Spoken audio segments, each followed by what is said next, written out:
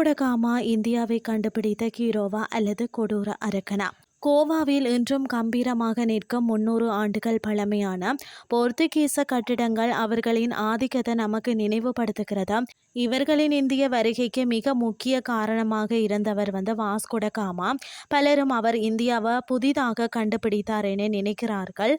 ஆனால் அவர் ஏற்கனவே இருந்த வர்த்தகத்திற்கு ஒரு புதிய கடல் வழியை மட்டுமே கண்டறிந்தாராம். அவர் ஒரு மாபெரும் சாதனையாளராக அறியப்பட்டாலும் அவருடைய உண்மையான குணமும் அவர் நிகழ்த்திய கொடூரங்களும் பலருக்கு தெரிவதில்லை.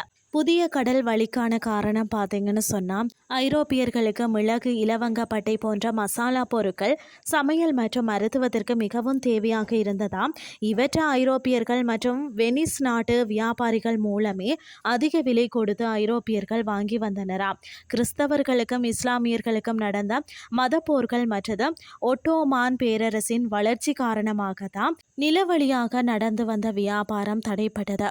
அரேபியர்களை தவிர்த்து விட்டு நேரடியாக இந்தியாவிற்கு வர ஐரோப்பியர்கள் ஒரு மாற்று கடல் வழியை தேடினர். 1488ஆம் ஆண்டு பார்த்தலோமியா டயஸ் ஆபிரிக்காவின் நன்னம்பிக்கை முனைவரை வந்துவிட்டு திரும்பினாராம். போர்த்துகீசிய மன்னர் முதலாம் மேனுவேல் தைரியமும் மூர்க்கத்தனமும் கொண்ட வாஸ்கோட காமாவை இந்த பயணத்திற்கு தேர்ந்தெடுத்தாராம்.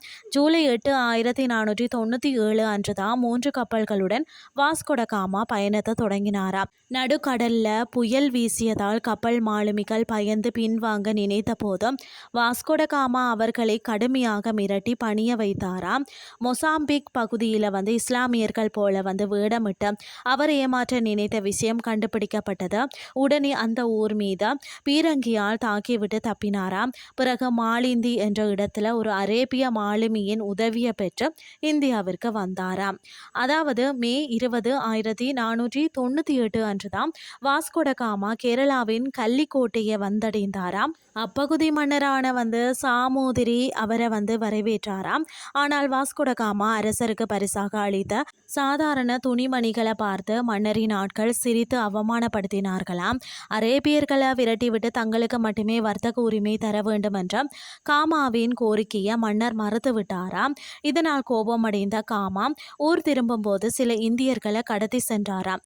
வெறுங்கையோட போர்த்துகல் திரும்பிய காமா அங்கு மாபெரும் ஹீரோவாக கொண்டாடப்பட்டார். பிறகுதான் 1502ஆம் ஆண்டு 20 போர்க்கப்பல்கள் மற்றது 1000 வீரர்களுடன் மீண்டும் இந்தியாவிற்கு பெருமளவில் வன்முறையை அரங்கேற்றினார். மெக்காவில் இருந்து திரும்பிய ஒரு கப்பலில் இருந்த 300க்கும் மேற்பட்ட பயணிகளை இறக்கமின்றி உயிரோடு எரித்து கொன்றார். கள்ளிக்கோட்டை நகரின் மீது பீரங்கி தாக்குதல் நடத்தி அப்பாவி மீனவர்களை கொன்றுதான் தனது அதிகாரத்தை நிலைநாட்டினாராம். வன்முறை வஞ்சகத்தின் மூலம் பிற நாடுகளை கைப்பற்றும் தந்திரத்தை வாஸ்கோட காமா தான் ஐரோப்பியர்களுக்கு கற்றுக் கொடுத்தாராம். அவருக்கு பிறகு வந்த அத்தனை ஐரோப்பியர்களும் இந்த கொடூர வழியை தான் பின்பற்றினர். 1524ஆம் ஆண்டு பார்த்தீங்கன்னா வஸ் ராயாக்கா மீண்டும் இந்தியா வந்த அவர் மலேசியா காய்ச்சலால் மரணமடைந்தார். ஐரோப்பியர்களை பொறுத்தவரை இவர் ஒரு பெரும் வீரர். ஆனால் இந்தியர்களின் பார்வையில் அவர் ஒரு ஈவிரக்கமற்றவர் என்பதுதான் வரலாற்று உண்மை.